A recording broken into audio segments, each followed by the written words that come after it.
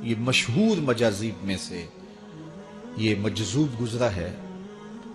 دریائے دجلہ کے کنارے اکثر گھومتا رہتا تھا اور اس کی ادائیں نرالی تھی۔ مجذوبوں کے رنگ اپنے ہوتے ہیں، سادیہ نزدیک رائے عاشقاں، خلق مجنو نندو مجنو آ کے لست۔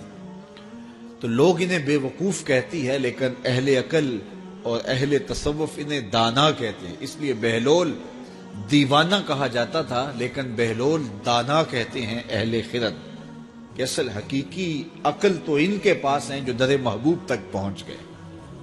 راس الحکمہ تے مخافت اللہ، حکمت اور دانائی کا سرچشمہ اللہ کا خوف ہے۔ تو جس کو اللہ کا خوف جتنا زیادہ ہوگا وہ اتنا زیادہ دانا ہوگا۔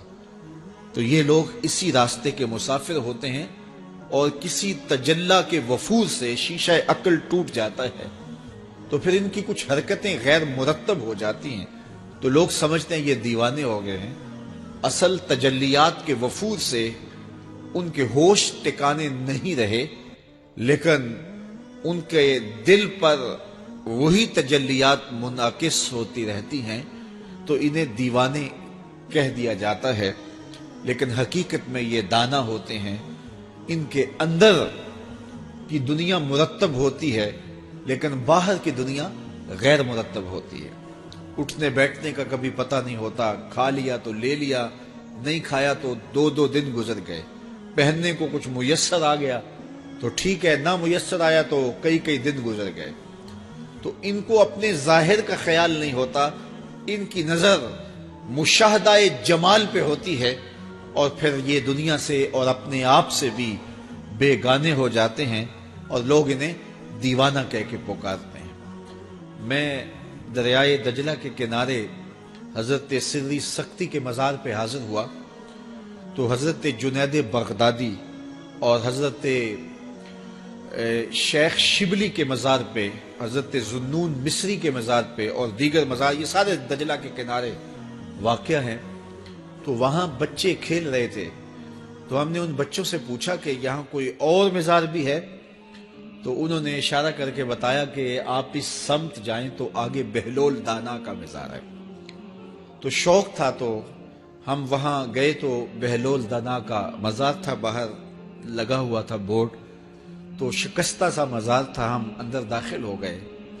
تو میں نے بہلول دانا کی قبر دیکھی کہ اس کی قبر کے اوپر جو غلاف پڑا ہوا تھا وہ بھی آدھا تھا اور پھٹا ہوا تھا۔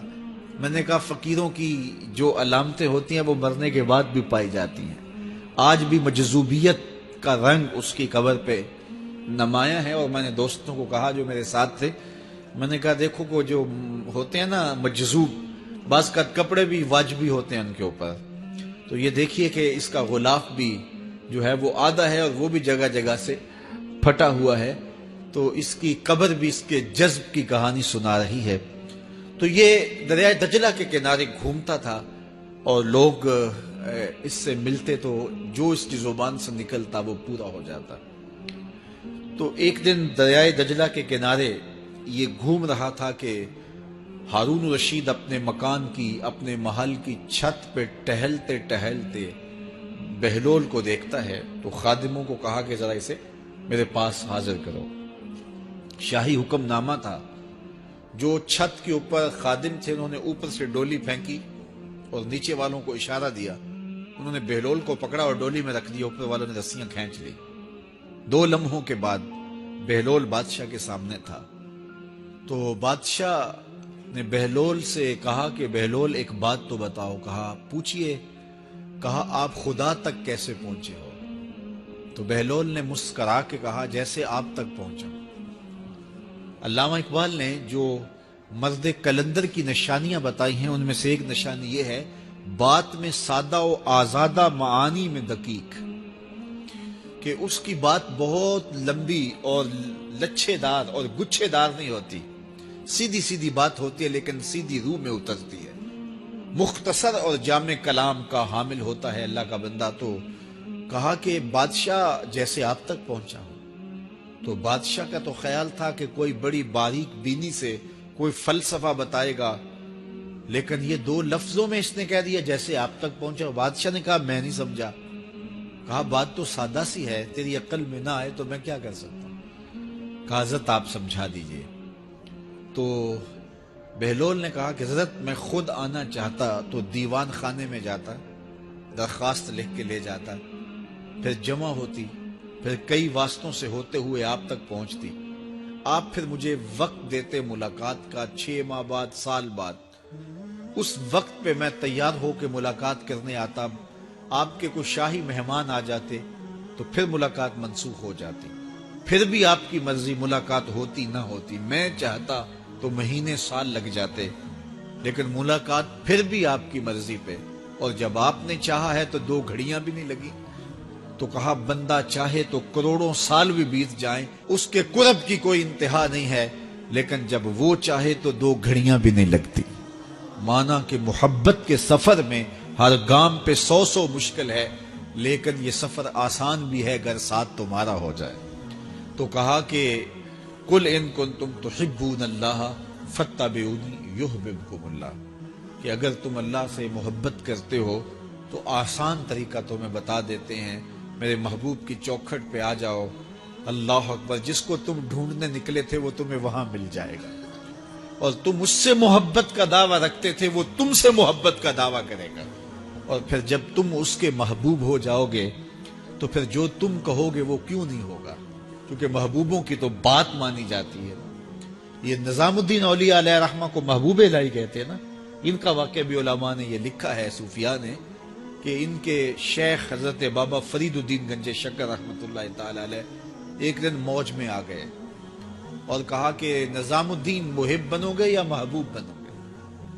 تو یہ بڑی خدمت کرتے تھے اپنی شیخ کی، تو کہا کہ محب بنو گے یا محبوب؟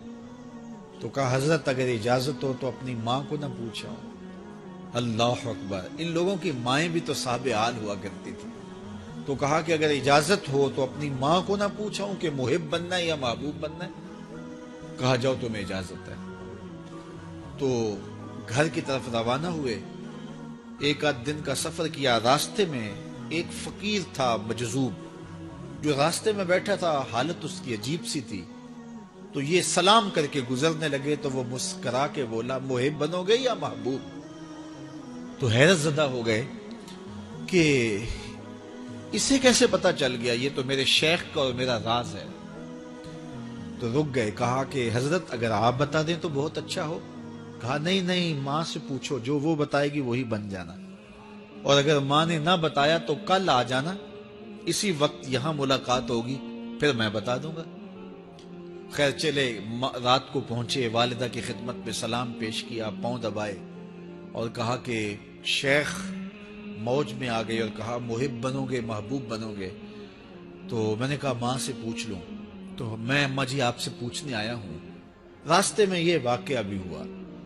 تو ماں نے کہا کہ بیٹے تم صبح ناشتہ کر کے پلٹ جانا، اور وہ جو راستے میں تیرے دل کی بات بوجھ گیا وہ کوئی صاحب حال تھا، وہ تمہیں صحیح بتا سکے گا کہ محب بننا کہ محبوب بننا۔ خیر یہ صبح ناشتہ کر کے ماں کے پاؤں پکڑے، اجازت طلب کی اور واپس نکلے، اور وہاں جا کے دیکھا تو کوئی فقیر نہیں ہے۔ بڑے حیرت زدہ ہوئے، دائیں بائیں سے پوچھا کہ یہاں کل ایک بابا بیٹھا تھا، کہا وہ تو کل کے فوت ہو گیا۔ تو کہا اس کی قبر کہاں ہے؟ کہا قبر کس نے بنانی تھی اس کی؟ وہ گندگی کے ڈھیر پہ لوگوں نے پھینک دیا۔ دل میں بڑے حیرت زدہ ہوئے، اتنا با کمال تھا، لیکن اپنی حالت یہ، خیر وہاں چلے گئے اور جا کے کھڑے ہو کے پوچھنے لگے بندہ خدا دل کی باتیں بوجھتا تھا اور میرے ساتھ وعدہ کیا تھا کہ اگر ماں نے نہ بتایا تو کل آنا، اور اپنا پتہ ہی نہیں تھا کہ کیا ہونے والا ہے۔ یہ بات کہی تو بابا اٹھ کے بیٹھ گیا، عرش فرش تے بانگا ملیاں تے مکے پہ گیا شور، بلے شاہ سا مرنا ناہی تے گور پیا کوئی ہور۔ ہاں اٹھ کے بیٹھ گیا اور کہا کہ نظام الدین محبوب بننا محب نہ بننا، محبوں کا یہ حال ہوتا ہے، نہ کفن ملتا ہے نہ دفن ملتا ہے، محبوب بنو گے تمہاری قبر پہ بھی میلے لگیں گے۔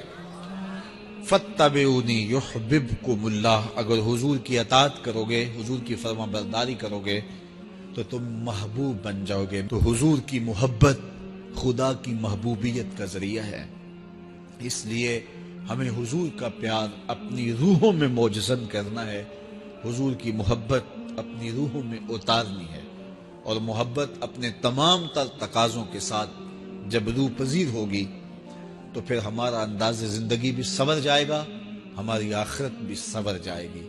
محبت کے من جملہ تقاضوں میں سے سب سے بڑا تقاضا محبوب کی اطاعت ہے، کہ بندہ جس سے پیار کرتا ہے اس کی بات مانتا ہے۔